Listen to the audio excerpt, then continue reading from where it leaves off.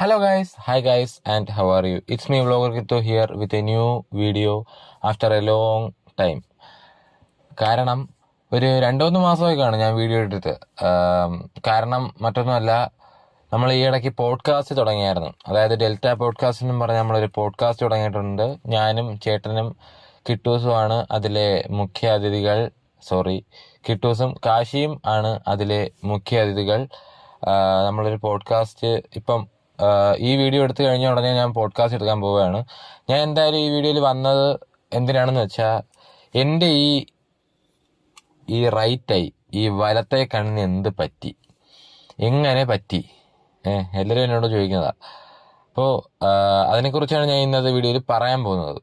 അപ്പോൾ ഞാൻ അന്ന് NSS ക്യാമ്പിന് ഇവിടെ നിന്ന് ക്യാമ്പിൽ വെച്ചാണ് കേട്ടോ ഇത് സംഭവിച്ചത്. അപ്പം NSS ക്യാമ്പിന് ഞാൻ ഭയങ്കര താല്പര്യപൂർവ്വം പോയി. First day okay, second day okay, third day മൂന്നാമത്തെ ദിവസം, അതായത് December 25 ക്യാമ്പ് തുടങ്ങുന്ന December 23 അപ്പോൾ December 25 ക്രിസ്മസ് രാത്രി ഏകദേശം 10:30 ഒരു 9 മണിക്കാണ് ഇത് സംഭവിക്കുന്നത്. പക്ഷെ ഞാൻ അറിയുന്നില്ല. അങ്ങനെ ഇത് സംഭവിച്ചത് എങ്ങനെയാണെന്ന് വെച്ചാൽ, നമ്മൾ ഡാൻസ് ഉണ്ടായിരുന്നു. അപ്പം അതായത് അവസാനമില്ല കലാശ പോരാട്ടം പോലെ എല്ലാവരും ഡാൻസ് കളിക്കും. അപ്പം ഞാനും സ്വാഭാവികമായിട്ട് ഡാൻസ് കളിക്കുന്നതിനിടയിൽ ഒരു പയ്യൻ്റെ കൈ കയറി കൊണ്ടതാണ്. അതായത് വിരളോ മറ്റോ ആയിരിക്കും, കറക്റ്റ് കൃഷ്ണമണിക്ക് തന്നെ കൊണ്ട്. അപ്പം എനിക്ക് ആദ്യമൊന്നും, സാധാരണ നമ്മൾ കൈയൊക്കെ കയറി തട്ടിയാൽ കുഴപ്പമൊന്നുമില്ല, ഇനിയിപ്പോൾ വലിയ കുഴപ്പമൊന്നും കാണത്തില്ല എന്നും പറഞ്ഞ് ഞാൻ ഉടുപ്പിൽ ചൂട് വയ്ക്കും. ഉടുപ്പിൽ നമ്മളിങ്ങനെ വായിൽ വെച്ചിട്ട് നല്ല രീതിക്ക് ചൂട് വയ്ക്കും വലത്തെ കണ്ണിന്. അപ്പം ചൂട് വയ്ക്കുമ്പം വേദനയും കുറഞ്ഞ്. പിന്നെ ഞാൻ പറഞ്ഞു എന്നാ പിന്നെ ഡാൻസ് കളിക്കാമെന്ന് പറഞ്ഞു. പിന്നെ കയറിയപ്പോൾ കുറച്ച് വേദന കൂടുന്നു. അങ്ങനെ ഞാൻ ഒരു കസേര എടുത്ത് സ്റ്റേജിന് നടക്കിട്ടിട്ട് ഞാൻ അവിടെ ഇരിപ്പായി.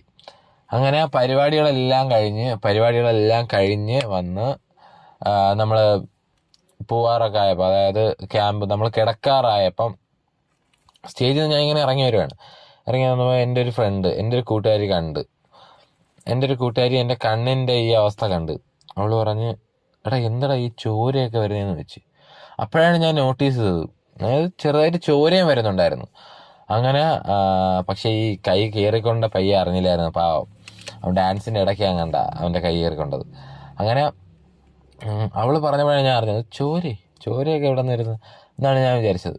അപ്പം കുറച്ച് നേരം കഴിഞ്ഞപ്പം ചോര, അതായത് ഈ ഭയങ്കര രീതിയിൽ ചോര വരുന്നതെന്നല്ല ഞാൻ പറയുന്നത്, ഒരു ചെറിയ രീതിയിൽ ചോര ഇങ്ങനെ ഒലിച്ചു വരുവാണ്. അപ്പോൾ അതൊക്കെ തുടച്ച് കളഞ്ഞിട്ട് ഞാൻ സാറിനോട് പോയി കാര്യം പറഞ്ഞു. സാർ ഇങ്ങനെയാണ്, ചെറുതായിട്ട് ഒരു പയ്യൻ്റെ കൈ കയറി കൊണ്ടതാണ്, ഇനി കുഴപ്പമില്ല എന്ന് പറഞ്ഞു. സാറ് പറഞ്ഞു, എടാ എന്തെങ്കിലും കുഴപ്പമുണ്ടെങ്കിൽ രാത്രി വിളിച്ചാൽ മതി എന്ന് പറഞ്ഞു. അങ്ങനെ രാത്രിയായി, ഒരു 10 മണിയൊക്കെ ആയി. 9:30 ഇതൊക്കെ കഴിഞ്ഞപ്പോൾ ഡാൻസൊക്കെ കഴിഞ്ഞു. അങ്ങനെ 10 മണിക്ക് നമ്മൾ കിടക്കാനൊക്കെ പോകുന്നതിന് മുമ്പേ തൊട്ട് അടുത്ത ദിവസം ഗ്രൂപ്പിൻ്റെ ഒരു പരിപാടി ഉണ്ടായിരുന്നു. അപ്പോൾ ആ പരിപാടിക്ക് വേണ്ടി നമ്മളിങ്ങനെ ഡിസ്കസ് ചെയ്യുവാണ്. നമ്മളിങ്ങനെ ഡിസ്കസ് ചെയ്യാനായിട്ട് രാത്രി ഒരു 10 മണിയൊക്കെ കാണും. അങ്ങനെ 10 മണിയൊക്കെ ആയപ്പം നമ്മൾ ഈ ഡിസ്കഷനൊക്കെ കഴിഞ്ഞ് കുറച്ച് നേരം കഴിഞ്ഞപ്പം എല്ലാവരും ചോദിച്ചു തുടങ്ങി, എൻ്റെ കണ്ണിന് എന്താ പ്രശ്നം, എനിക്കൊരു അസ്വസ്ഥതയായിപ്പോയി, എന്തോ തട്ടുന്നാണ് തോന്നി.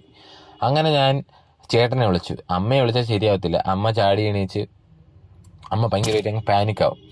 അതുകൊണ്ട് ഞാൻ ചേട്ടനെ വിളിച്ചു പറഞ്ഞോളൂ. ചേട്ടൻ പറഞ്ഞു, എടാ ചോരേ.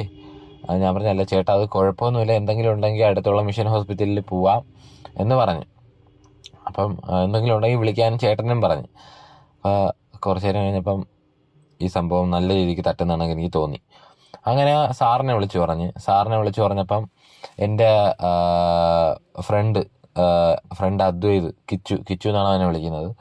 പിന്നെ അതുപോലെ അന്നത്തെ നമ്മുടെ ക്യാമ്പിലെ ലീഡർ അനൂപണ്ണനെയും കൂടെയാണ്, അനൂപണ്ണനും കിച്ചുവും, അതായത് അനൂപണ്ണനും അദ്വൈതും പിന്നെ ടോം സാറും കൂടെയാണ് വന്നത്.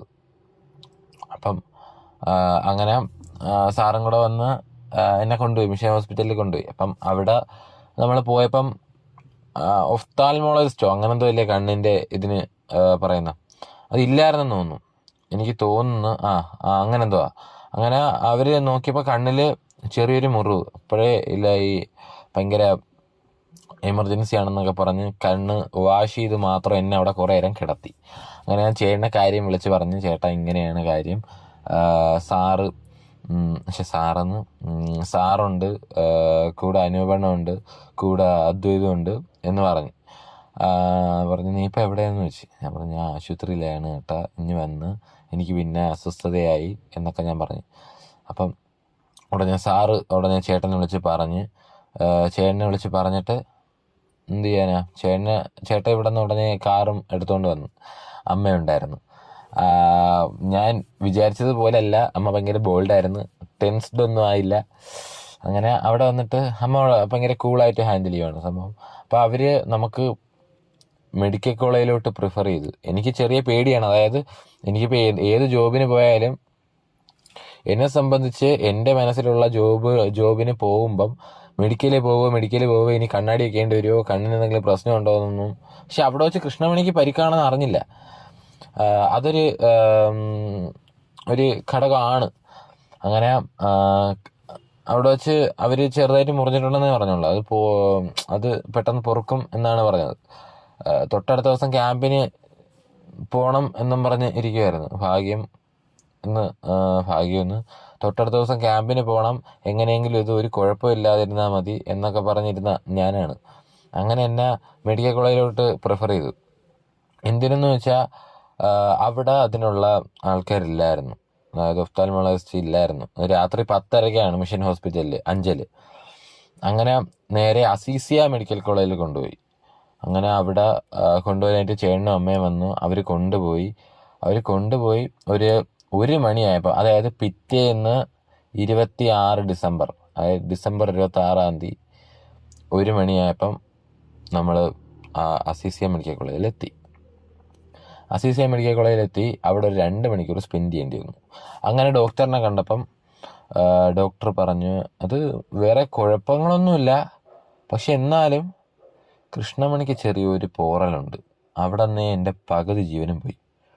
കാരണം നമ്മൾ കൃഷ്ണമണി എന്ന് പറയുന്ന അത്രയ്ക്ക് സൂക്ഷിക്കേണ്ട ഒരു സാധനമാണ്. ഇതിപ്പം എൻ്റെ അബദ്ധമെന്നല്ല, എൻ്റെ മണ്ടത്തരോ അല്ലെങ്കിൽ എൻ്റെ ഒരു അശ്രദ്ധയോ കാരണമല്ല, ഇത് ആർക്കും പറ്റാവുന്നൊരു അബദ്ധമാണ്. കണ്ണ് സൂക്ഷിക്കുക, എല്ലാവരും കണ്ണ് സൂക്ഷിക്കുക. ഞാൻ ഇപ്പോഴേ പറയാം. ഇപ്പം 1 മാസം അടുപ്പിച്ചായി ഞാൻ അനുഭവിക്കാൻ തുടങ്ങിയിട്ട്, ഇതുവരെ മാറിയിട്ടില്ല കണ്ണിൻ്റെ ഈ ചുവപ്പ്. അതിപ്പോൾ ഒരു കൂട്ടുകാരുടെ ഇടയിൽ നിൽക്കുകയാണെങ്കിൽ പോലും, അത് ഒരു കൂട്ടത്തിനിടയിൽ നിൽക്കുകയാണെങ്കിൽ പോലും അവർക്കൊരു പേടിയാണ്. അവരുടെ കൈവല്ലം കയറി തട്ടിയാൽ, അല്ലെങ്കിൽ ചിലർക്കാണെങ്കിൽ ഇത് കാണുമ്പോഴേ വല്ലാതാവും. ചിലർക്ക് അതായത് അവർക്ക് പേടിയാണ്. ഇപ്പം അവർ വല്ലതും ഇങ്ങനെ കൈവല്ലം എടുക്കുമ്പോൾ കയറി തട്ടിയാൽ എന്തെങ്കിലും പ്രശ്നം പറ്റിയാലോ എന്ന് അവർക്ക് തന്നെ ഒരു പേടിയാവും. അതുകൊണ്ട് പിന്നെ ഞാൻ ഇപ്പോൾ ഒരു ഗ്യാപ്പ് ഇട്ടേ നിൽക്കുന്നുള്ളൂ. അങ്ങനെ ഞാൻ കുറച്ച് വിഷമത്തിലൊക്കെ ആയിരുന്നു. പക്ഷേ വിഷമം ഞാൻ അങ്ങനെ വിഷമിക്കത്തില്ല. 2024 ഞാൻ പ്രതിജ്ഞ എടുത്തതാണ്. നമ്മൾ റെസൊല്യൂഷൻസ് എടുക്കൂലേ, അതുപോലെ ഞാൻ എടുത്തതാണ്. 24 ഞാൻ ഇനി അങ്ങോട്ടും, അതായത് എന്തൊക്കെ പറഞ്ഞാലും ഞാൻ വിഷമിക്കാനോ അല്ലെങ്കിൽ എൻ്റെ വിഷമം മറ്റുള്ളവരെ കാണിച്ചുകൊണ്ട് നടക്കാനോ ഞാൻ നടക്കൂല. എന്ത് വിഷമമുണ്ടെങ്കിലും അകത്തിട്ടുകൊണ്ട് ഞാൻ കൂളായിട്ട് നടക്കും. അങ്ങനെ ഒരു റെസൊല്യൂഷൻ എടുത്ത ഒരാളാണ് ഞാൻ. അപ്പം പിന്നെ എനിക്ക് മനസ്സിലായി, ഇപ്പം അവരെന്നെ അവോയ്ഡ് ചെയ്യുവാണെങ്കിൽ പോലും എനിക്ക് മനസ്സിലാവും. അപ്പം പൊതുവേ ഞാൻ അവിടെ നിന്ന് ഇങ്ങനെ മാറിപ്പോവും. അതാണ് അങ്ങനെയാണ് ഞാൻ ഇനി ചെയ്യുന്നത്. അങ്ങനെയാണ് റെസൊല്യൂഷൻ എടുത്തേക്കുന്നത്. അപ്പം ഞാൻ ഏതുവരെയാണ് പറഞ്ഞു നിർത്തിയത്? Azeezia medical college, Krishnamani, yes. അത് കഴിഞ്ഞിട്ട് എന്നെ ഒന്ന് ടെസ്റ്റ് ചെയ്യാനുണ്ട്, അതായത് അക്ഷരങ്ങളൊക്കെ കാണാൻ പറ്റുന്നുണ്ടോ എന്നെല്ലാം ചോദിക്കാനായിട്ട് എന്നെ ജസ്റ്റ് കൊണ്ടുപോയപ്പം നോക്കിയപ്പം ഈ കണ്ണ് പൊത്തിയിട്ട്, ആദ്യം പറഞ്ഞ് ഏതെങ്കിലും ഒരു കണ്ണ് പൊത്തിയിട്ട് പറയാൻ പറഞ്ഞു. ഞാൻ ആദ്യം ഈ പരിക്ക് പറ്റിയത് പൊത്തിയിട്ട് പറഞ്ഞു. ഏകദേശം എന്ന് പറയുമ്പോൾ ഒരു 100% ശരിയായിട്ടുണ്ട്. ഈ കണ്ണ് പൊത്തിയിട്ട് നമ്മുടെ പരിക്ക് പറ്റിയ കണ്ണ് വെച്ച് പറയാൻ പറഞ്ഞപ്പോൾ എൻ്റെ മൊത്തത്തിൽ കിളി പോയി. ചെറിയ അക്ഷരങ്ങളൊന്നും ഒട്ടും കാണാൻ പറ്റുന്നില്ല. ഞാൻ വിചാരിച്ചു ഇനി കണ്ണാടി വെക്കണോ എന്നൊക്കെ പറഞ്ഞ് വിചാരിച്ചിരിക്കുകയാണ്. അങ്ങനെ പറഞ്ഞു, എടാ കണ്ണാടി വെക്കേണ്ട ആവശ്യമൊന്നുമില്ല, നീ പേടിക്കാനൊന്നുമില്ല, ഇത് കുറച്ച് നാൾ റെസ്റ്റ് എടുത്താൽ പോവും. റെസ്റ്റ് എടുത്തു. എല്ലാം നല്ല ക്രിസ്റ്റൽ ക്ലിയർ ആയിട്ട് എല്ലാം എൻ്റെ ലൈഫിൽ ഇങ്ങനെ മുമ്പോട്ട് പോയിക്കൊണ്ടിരിക്കുകയാണ്. കുറേ അറ്റൻഡൻസും പോയിട്ടുണ്ട്. കാരണം ഞാൻ കുറേ നാൾ കോളേജിൽ പോയിട്ടില്ല.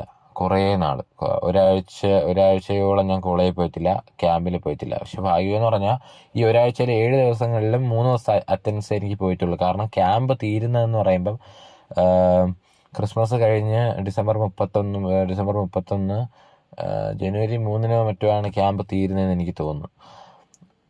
ജനുവരി 3-നായിരുന്നു ക്യാമ്പ് തീരുന്നത് എന്നാണ് എൻ്റെ ഒരു ഊഹം.